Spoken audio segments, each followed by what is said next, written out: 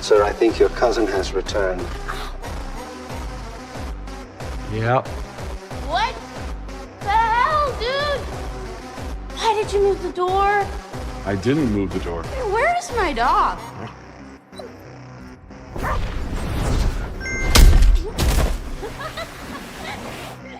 Okay, well, this is why he has behavioral issues. No boundaries. It's not healthy, is it?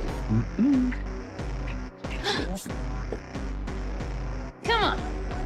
Thanks for watching him, bitch. If I had any emotional capacity whatsoever, I'd be concerned about her partying.